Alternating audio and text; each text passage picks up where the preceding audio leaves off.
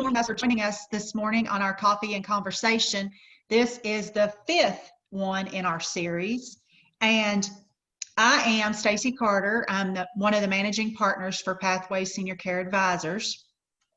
And each week we are doing a different topic with a different speaker so that we can help you discover the best pathway now for your future years. And Mary Coron and I started Pathways Senior Care Advisors a little bit over 3 years ago when we noticed the huge need in our communities for advice with caregiving and with senior care in general. And what we have found out is that most people wait until they have a crisis situation and then they panic, and then they don't make a lot of good decisions because they're in panic mode. With that being said, we have built a tremendous network over the last 3 years of professionals that help us guide you through that process. And Mary, if you want to talk a little bit about that and introduce our speaker today, that'd be great. Thank you, Stacy. Good morning, everybody. This is a really important piece of this. We hope that over the last 5 sessions that everybody has learned that assisted living is private pay, as is in-home care. So it becomes a challenge to people who've thought for all along that Medicare would pay for their care, when in fact it doesn't, or it pays for a very small portion of it. So we're really happy this morning to have with us John Dotson with Kentucky Elder Law. Kentucky Elder Law has offices in Louisville and in Bowling Green. And obviously, by their name says it all. They are Kentucky Elder Law. They specialize in all the issues that seniors face. So today, John, let's talk a little bit about that. What can be accessed, or what resources there are to help pay for assisted living. I mean, if you don't have a long-term care policy, you've got to pay for it somehow. So what other resources might be available to people?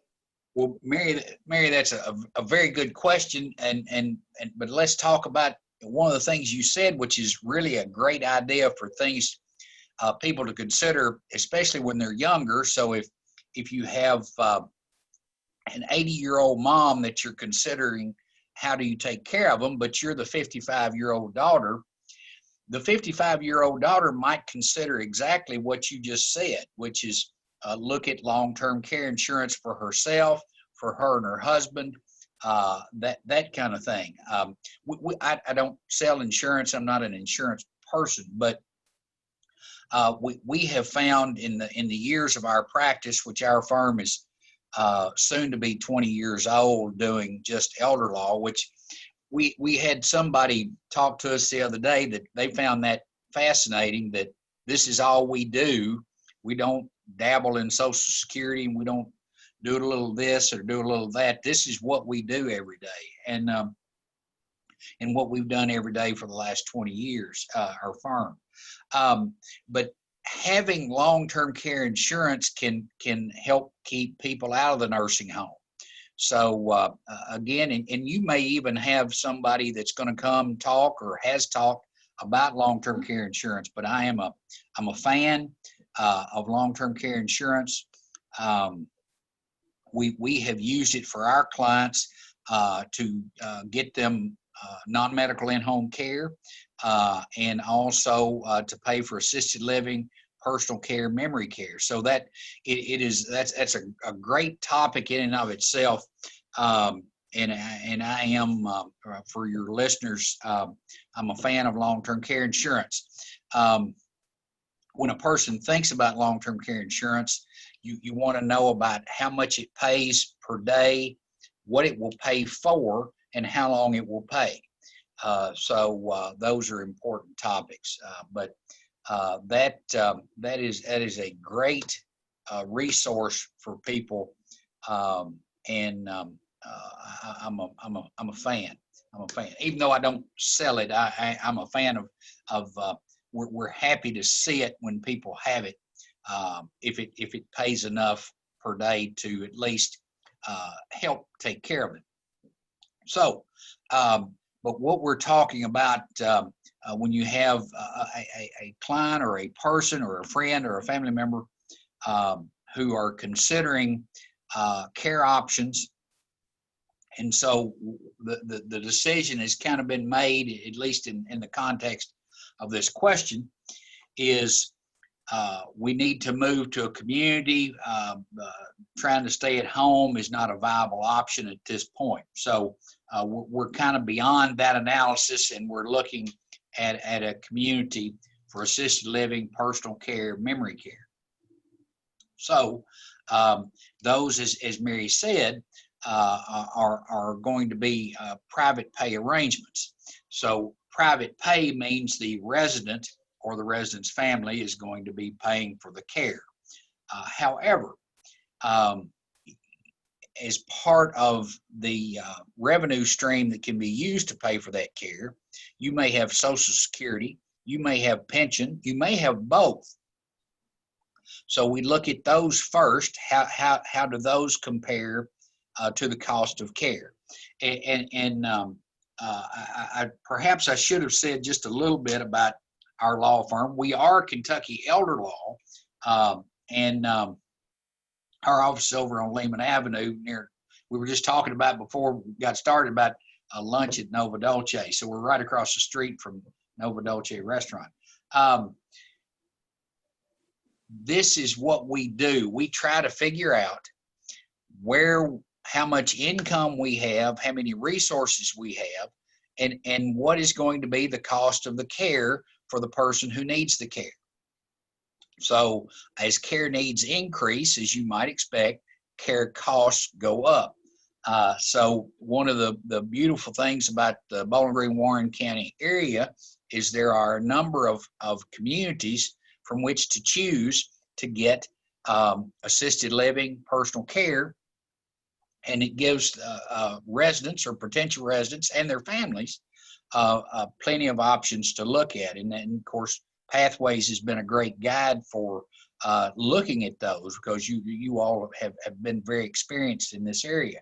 So what we're trying to do then, back to kind of to where I started on this, is look at how we're going to afford to pay for care without burning through what a family has saved over a lifetime of working. And we want to be able to try to get the care the person needs while saving as much of the money as we can. So that's really what John Dotson, Kentucky Elder Law, do every day, is we try to help people get the care they need while protecting as much of the money as we can. So one of the things we do for families in the context of assisted living, personal care, memory care, is we consider whether the Veterans Administration has a benefit that might be available to the resident. So that has been a big help to families, a huge help, because again, let's say you move into a community and the care costs are $3,950 a month, okay? And you have $1,800 a month coming in from Social Security and pension. All right, a pretty common scenario. That's not an unusual situation for somebody to have $1,800, $2,000, or sometimes more retirement income. So, not necessarily that this would apply to any of our listeners at some point, but retired educators get a pension. And so oftentimes, if we have a retired educator, it's not unusual to see $3,000 or $4,000 a month income. So the beauty of that is your income is often enough, if we get these other benefits, to pay for your long-term care, so that you save your nest egg to pass along to your children and your grandchildren. So, which is often a very important concept for people. So the Veterans Administration benefit that I'm talking about, that some people have heard about, is the Veterans Pension with Aid and Attendance. Some people call it aid and assistance. The technical name is Veterans Pension Benefits with Aid and Attendance. And what that is for a veteran or the surviving spouse of a wartime veteran who need some type of assistance with activities of daily living. And activities of daily living, as most of us think about, are getting dressed, bathing, toileting themselves, transferring, which is basically getting out of bed, getting out of a chair. And if you need assistance with those activities of daily living, you're going to meet the care component of the Veterans Pension benefit. But perhaps the most important concept people need to understand about this is it's tax-free money that goes directly to the applicant. So the 2020, and of course we're recording this in the late summer of 2020, the 2020 Veterans Pension Benefit amount maximums are currently $1,912 per month for the veteran. If a veteran is married, it's $2,266 per month. And then a surviving spouse of a wartime veteran can qualify for up to $1,230 per month. So using the veteran scenario, if they have $1,800 a month Social Security and pension or pension, and they get $1,900 a month from the VA, that's going to be $3,700 per month. If the cost of their care is $3,750, you're almost at a wash. I mean, it's absolutely beautiful. And this benefit can help people afford the care they need for a long time. I mean, if you're only short $50 a month, if you've got $50,000 in the bank, I mean, you could live in that community for a long time, 100 months or more. So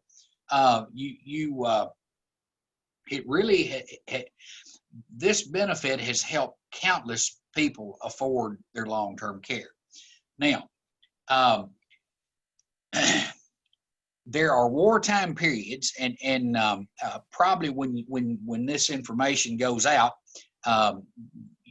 people will know how to reach pathways. Of course, Mary and Stacy, but they can reach out to me. Of course, I'm again John Dotson, one of the partners at Kentucky Elder Law, and but you can email me or call me to talk about this benefit. But the wartime periods, I do want to just go over those briefly for folks that may be listening.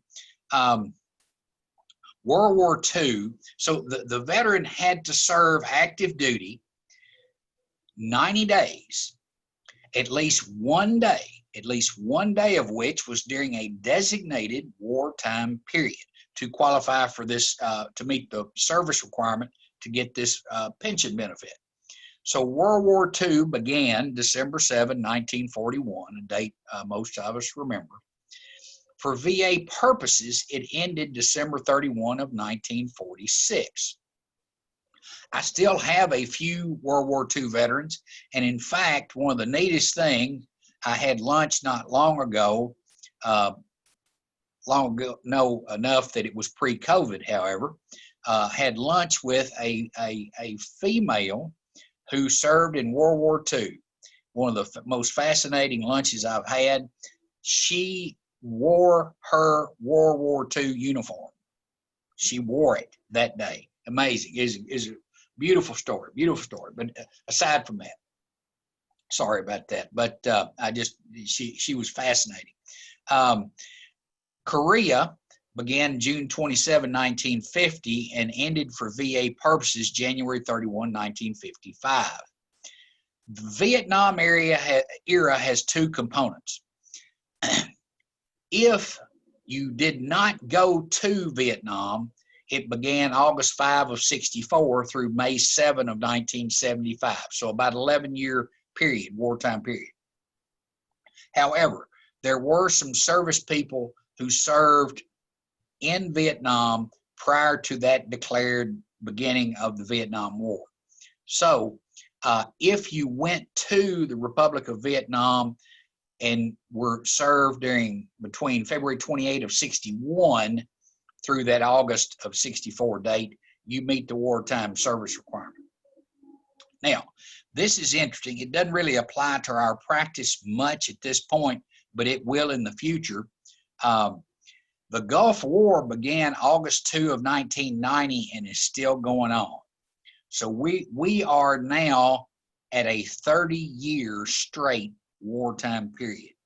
So that's going to be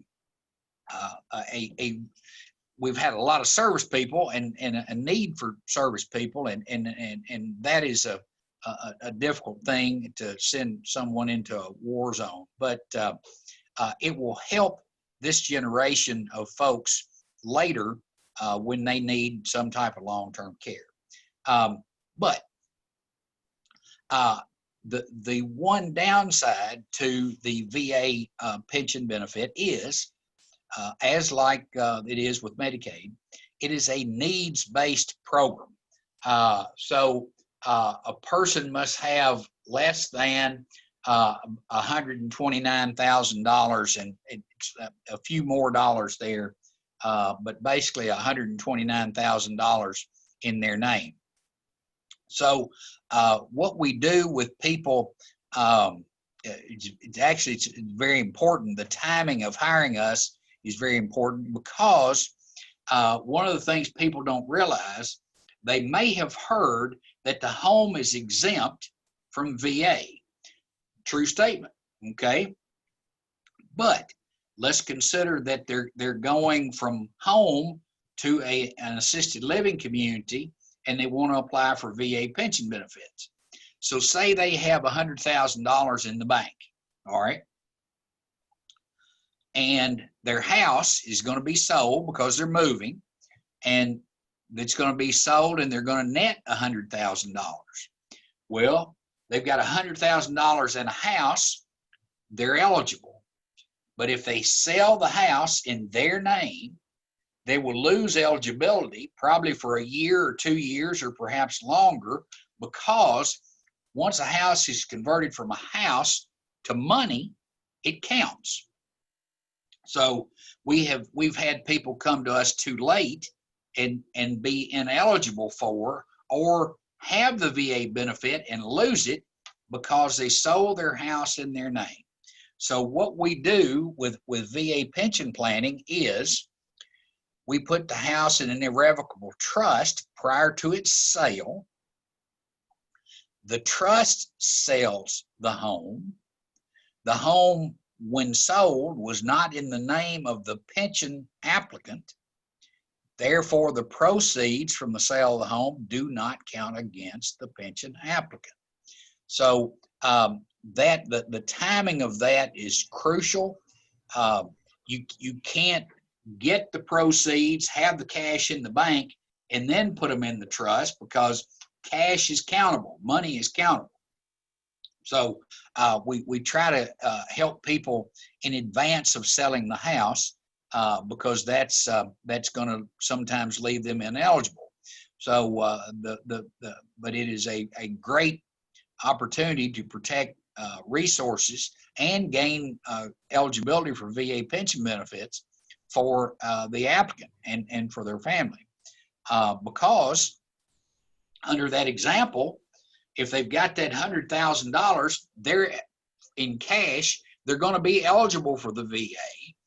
And the other $100,000 from the sale of the house is going to be sitting in a trust, earning interest or stock appreciation, whatever it's put in. And so that person is going to be able to afford long-term care for a long time if we can get them the VA pension benefit. So that's where we use that. The other opportunity that we have for folks is what we call pre-planning, which is if we have a husband and wife who might be 72 years old, or 74 and 72. Health is pretty good, but they're concerned about the cost of long-term care, and they had an aunt or uncle or mom or dad that had to go to a nursing home, and so they kind of have seen how it can destroy someone's worth. In that situation, what we might do is go ahead and we call it pre-planning, set up the trust, put the house in the trust. We may get 3 years, we may get 5 years, we may get a long time before either one of them need long-term care, and I may protect everything they have. So, and enable them to access governmental benefits. So the pre-plan, I talk a lot about the crisis because folks, as with a lot of things, they won't plan in advance as much as they should, but the pre-planning gives us so much ability to help a family financially. Because I should also say that about 2 years ago, the VA enacted a 3-year look back, which means they can look through 3 years of financial statements and property statements to see if you've given your money or property away. There is an exemption for deeding the house to the trust, so we don't have that problem, but everything else money-wise, they look at. And so you can't just give your kid what we could do up through about 2 years ago. Somebody could transfer $200,000-$300,000 to a trust, to a child, or whatever it may be, in August, and then apply in September. Well, the VA ruled that out in October of 2018, and so now we have a 3-year look back. So if I get a family in to see me 3 years in advance of them needing this type of care, the assisted living, personal care, memory care, we can save a lot more and have a better shot of, have a good shot of saving everything.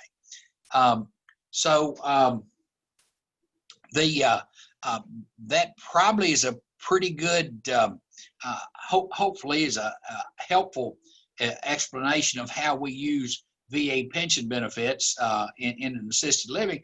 I should say, and I know you all help with this quite a bit, folks trying to stay at home and getting some care into the home. We use the VA pension benefit when people are at home. So we have a number of clients that have non-medical in-home care companies coming in to help take care of them. And if they're spending enough on the care, we can qualify them for this VA pension benefit to do that. So I don't want people to think it's only limited to when you move, but we use it more there than we do at home. But we have a lot of clients that are using that to try to get enough help in the home to keep them at home for a month, 2 months, 6 months, 2 years. The key thing is that in our practice, this is what we do. I mean, we try to help people get the care they need where they want it, and in a manner that doesn't basically put them in the poorhouse. So the other thing, go ahead, Stacy. I know you wanted to.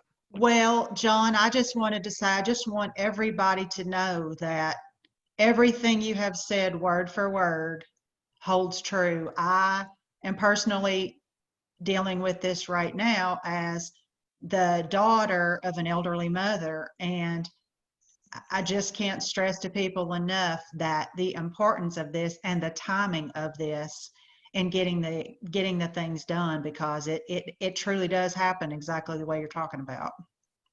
Well, thank you. Yeah, that you people that may follow you on Facebook, that was a very sweet post that you posted about your mom. The other thing, and I know Mary and I have talked about it, the other thing that we deal with is what happens when you have a person whose care needs cannot really be met at home, who also lack the mobility to go to an assisted living, a personal care community. And so a lot of what we do is dealing with Medicaid.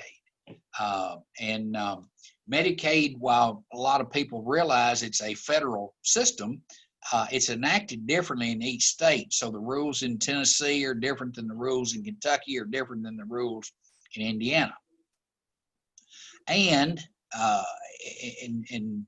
some people that watch this may know, but I grew up in Glasgow. And so my mom's mom, wonderful lady, sweet lady, she got most of her legal advice at the beauty shop on Friday morning.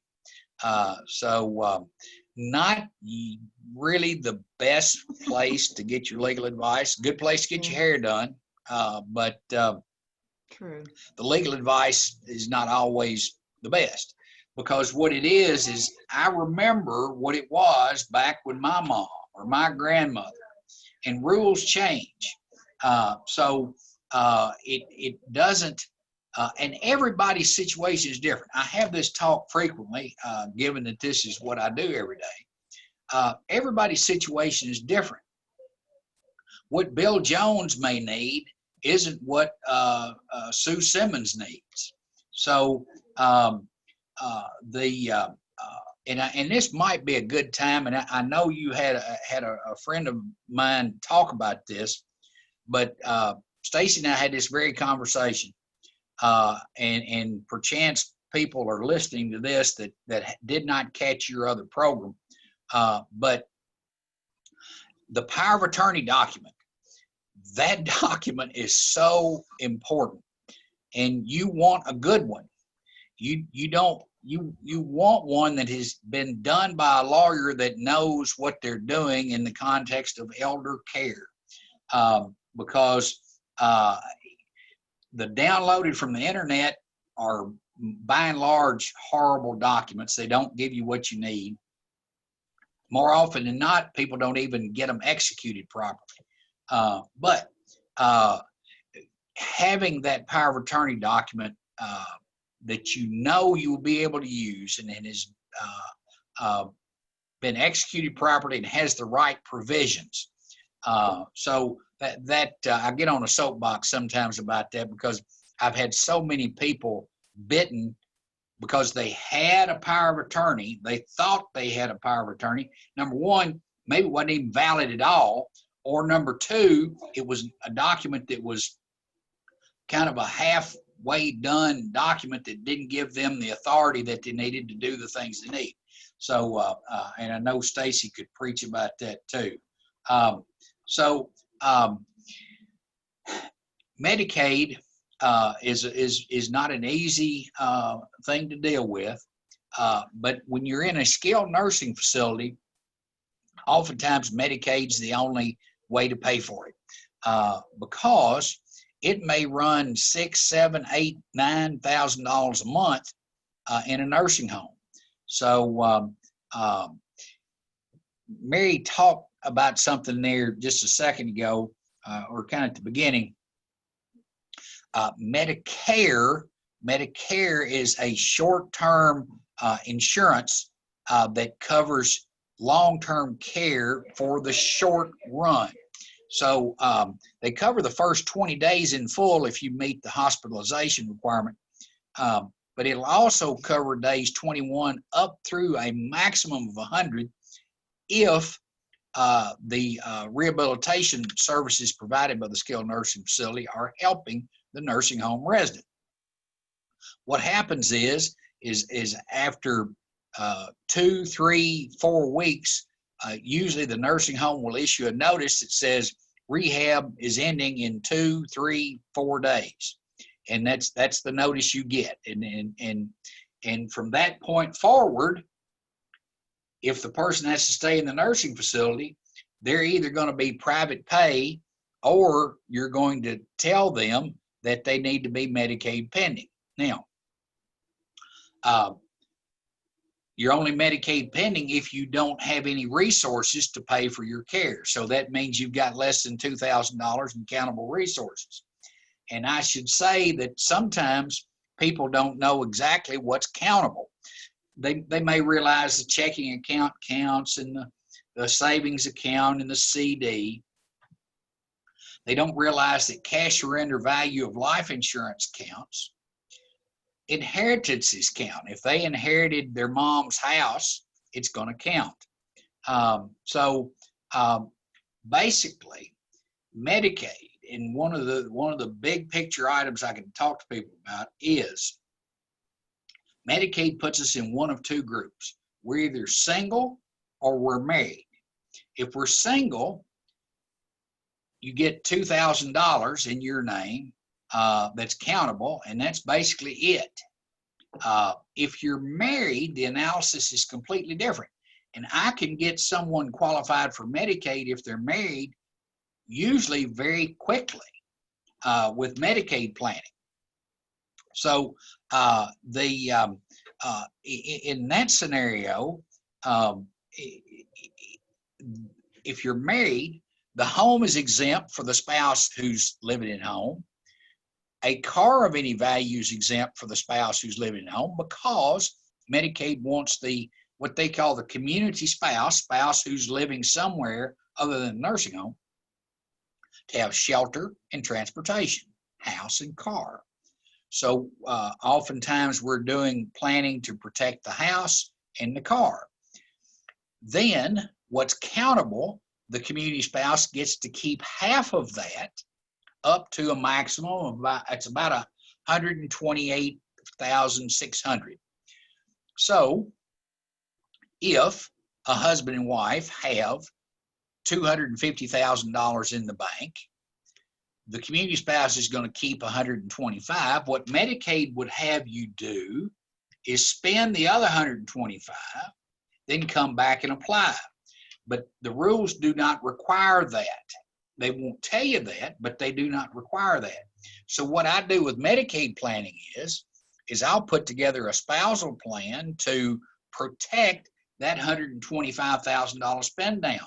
I would rather have it spent on the spouse who's at home than write a check at $8,000 a clip to the nursing home. So for those folks that get the opportunity to listen to this, the rules are actually very beneficial to married couples. Very beneficial. There's so much I can do to protect money and property for a married couple if one spouse goes in the nursing home. So the important thing is if that happens, people need to get to us to see us. I think, matter of fact, that a financial advisor there in Bowling Green brought a gentleman in, and actually he was younger. He was in his 60s, in to see me because his wife went into a nursing home, and we're basically going to protect what they have. I'll get her on Medicaid. He will have plenty of income to cover his cost of living, and her care will be paid for by Medicaid. So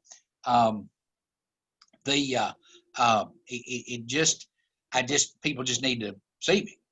Of course, I mean, it's not just me. I mean, we have 6 lawyers in my firm. 5 of us. This is all we do. The 6th lawyer, most of what she does is handle estates and probate. But this is all we do every day. Matter of fact, it won't matter a whole lot, but we have 2 young women that are joining our firm. Will, assuming they pass the bar, will make 7 and 8 lawyers for us. And one of them grew up down in Franklin, so we're excited to have her join us. She'll be helping me quite a bit in Bowling Green once she's admitted to the Kentucky bar. We're really excited about that. But the key thing is people just need to get in to see us to talk about Medicaid. One other big picture point, and as I mentioned earlier, rules differ from state to state. If you are in a Kentucky nursing home, Your qualified retirement accounts, your IRA, your Roth, your 401k, your 403b are exempt from Medicaid. They don't count them against you and don't make you spend them down. Now, we've heard nightmare stories of caseworkers telling people if they went to apply on their own, telling them they have to spend their money. Well, that's not true. If it's in a retirement account, all it has to do is be in payout status, and if you're taking RMD, take that. But if you're under 72, you take the least amount of money they'll let you take every year, and it's exempt. You protect it. So the other thing I might say about our firm, because this is what we focus on, we have 3 tremendous paralegals. All they do is make Medicaid applications. That's their job. And so they're good at it. They know the Medicaid caseworkers. And so I just can't, I would not go to the IRS by myself if I were audited. I'd want a CPA to go with me. I may think I'm intelligent, but I don't do that every day. So you don't really want to go to Medicaid on your own, because most people deal with Medicaid one time in their lifetime, maybe twice if they have in-laws that they have to help. But if you do something once in your life, you're likely not going to be good at it. This is what we do every day. And I'm probably running close to our time, but the 2 main topics that we covered today, obviously, were VA pension benefits to help pay for a long-term care, whether at home or in a community, and Medicaid benefits to help pay for skilled nursing care, whether the person is single or married. And got on my soapbox for a minute to talk about, please, please, please have a good, thorough power of attorney document done by a lawyer who practices in elder law, or at least knows elder law, because elder law attorneys are different than estate planners in that estate planners are mostly concerned with taxes and probate and things of that nature. Good lawyers that do that, and not being critical of them, but our focuses are different. We're trying to make sure people can get the care they need while not breaking the bank. I don't deal with people that have $25 million that are going to have taxable estates. If somebody comes to my firm and says that they have that type of or amount of resources, assets, I'm going to send them somewhere else, because that's not what I do. I don't deal with taxable estates.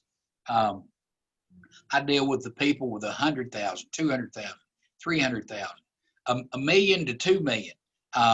But usually when they have over $2 or $3 million,